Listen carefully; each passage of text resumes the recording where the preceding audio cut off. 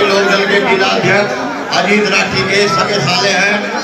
आज ये लोकदल पार्टी छोड़कर समाजवादी पार्टी ज्वाइन कर रहे हैं। इनका जोरदार तालियों से स्वागत। जिलाध्यक्ष जी स्वागत जी। एक मिनट रिश्तेदार अगर ऐसा करता है तो मेरी रिश्तेदारी उससे कोई नहीं है। अगर ऐसी कोई स्थिति है और रिश्तेदार है तो मेरी कोई उससे रिश्तेदारी नहीं। नमस्कार, ग्रामीण वॉइस में आप सभी का स्वागत है। मैं परवेश मलिक। इस वक्त मैं मौजूद हूं भोकरेड़ी में। कहते हैं राजनीति में कब क्या हो जाए इसका कोई भरोसा नहीं, कौन किसे इस्तेमाल कर ले इसका भी कोई किसी को पता नहीं। दरअसल रविवार की शाम को एक ऐसा मामला हुआ जिसको लेकर सभी जो है चिंतित है। और मामला यह है कि राष्ट्रीय लोकदल के जो जिलाध्यक्ष रहे, अब प्रदेश में पद है बड़ा, अजीत राठी, जिसको यहाँ पर कोई ऐसा नहीं है जो नाम ना जानता हो। अजीत राठी की ससुराल भोकरेड़ी में है और यहाँ पर रविवार को एक प्रोग्राम हुआ समाजवादी पार्टी प्रत्याशी सुम्बुल राणा के समर्थन में। उसमें इकरा हसन मुख्य अतिथि के तौर पर थी। आज अब हम उनसे मिलवाना चाहेंगे। एक वीडियो वायरल हुई जिसमें परविंदर चौधरी, जिनको बताया गया कि राष्ट्रीय लोकदल के जिलाध्यक्ष अजीत राठी के सगे साले हैं और उन्होंने राष्ट्रीय लोकदल छोड़कर समाजवादी पार्टी की सदस्यता ग्रहण की है। तो उसके बाद अब जो है बात करते हैं परविंदर चौधरी से। दिखाना चाहूंगा कि ये आरएलडी का पटका और टोपी लगाए हुए हैं और कल जो दिखाया गया कि इन्होंने समाजवादी पार्टी की सदस्यता ग्रहण कर लिया। आखिर ऐसा क्यों है और ये क्या हुआ जो आज जो है इस तरह? जी, आपका नाम? परविंदर कुमार। क्या आपको बताया गया था कि आपने समाजवादी पार्टी की सदस्यता ग्रहण कर लिया राष्ट्रीय लोकदल छोड़कर? क्या मामला है जी? सबसे पहले तो बड़ा नमस्कार जी। मैं खेत में से आके बाजार में गंडा से लेने जा रहा था जी। तो रास्ते में जो चेयरमैन जी का मकान पड़ा तो जो चेयरमैन जी मिले, कहा जा रहा मगा जी गंडा से लाऊं। उन्होंने कहा कि आ जा 10 मिनट बैठ। मगा जी मुझे फुवाड़ी हो रही, कुट्टी काटनी जाके। तो वे मुझे पकड़ के अपने घेर में ले गए कि बैठो यहाँ 10 मिनट और चले जाइयो। तो जैसा ही मैं वहाँ 5-4 मिनट बैठा, मुझे वहाँ कुछ नहीं पता था। कुर्सी उर्सी वहाँ बहुत काफी बड़ी हुई थी। तो तुरंत ही वहाँ इकरा हसन, सुम्बुल राणा ये आए और वो पंचायत शुरू होने लगी। तो मैं थोड़ा पीछे को दुबक गया। तो अजय चेयरमैन जी ने फिर वो भाषण भूषण सा होने के बाद मुझे उठा के जबरदस्ती मेरे गले में पटका डलवाने की कोशिश करी। मैं भाई गांव के हैं इसी लिहाज से मैंने उनकी शर्म लिहाज 100 आदमी करते हुए मैं वहां इनके चंगुल में चढ़ गया। तो ये सब कुछ उन्होंने मेरे साथ साजिश करिया मेरे बहनोई को बदनाम करने के लिए। अच्छा। तो सच्चाई क्या है? सच्चाई यही है जो मैंने आपको बताई है और मैं इसके लिए माफी चाहता हूँ और लोकदल का हूँ, लोकदल का रहूंगा। मेरे जो बाबा दादा चौधरी चरण सिंह के टाइम से उन्हीं के साथ हूँ और उन्हीं के साथ आगे भी रहूंगा। तो जो चली है कि समाजवादी पार्टी की सदस्यता ग्रहण कर ली और सब, ये सब बकवास है, सब फेक है। जब मैं वहां से बंधक बन गया एक तरह का तो मैं मजबूर था और बड़े छोटों का मान सम्मान रखने के लिए जो भी हुआ उसमें मैं अपनी गलती भी मानता हूँ, क्योंकि मैं वहां रुका बिना जाने बैठ गया। उसमें गलती मांगता हूँ, मुझे माफ करना।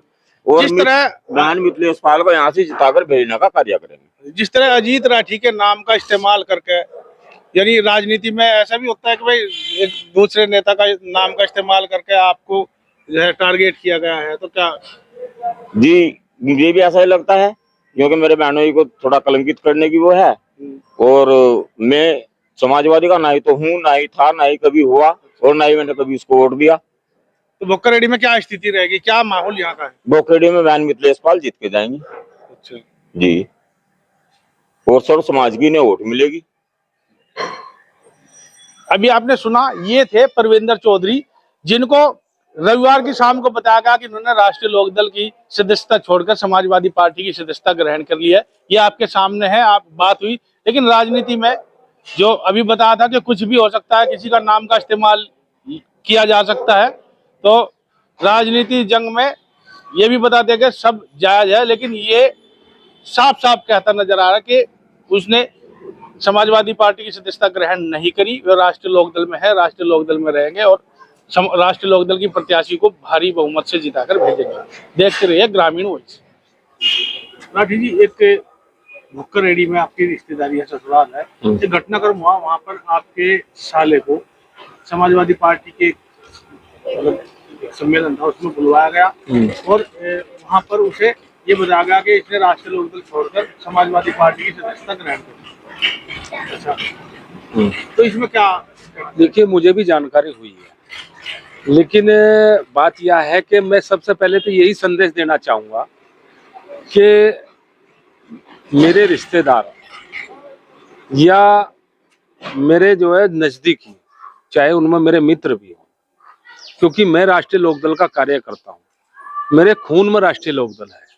ठीक है जी, मैं आपको पहले भी कई बार कह चुका हूँ कि ये जीवन मेरा राष्ट्रीय लोकदल के लिए समर्पित है, अपने नेता के लिए समर्पित है। और कोई रिश्तेदार अगर ऐसा करता है तो मेरी रिश्तेदारी उससे कोई नहीं है। अगर ऐसी कोई स्थिति है और रिश्तेदार है तो मेरी कोई उससे रिश्तेदारी नहीं है। राठी जी, यही रियलिटी टेस्ट करने के लिए हम भुक्कर रेडी में पहुंचे थे। वहाँ गए थे, हमने परविंदर चौधरी से बात की, जो जिनको बताया गया था कि उन्होंने जो है समाजवादी पार्टी की सदस्यता ग्रहण की। वो कह रहे हैं कि मेरे साथ षड्यंत्र हुआ है।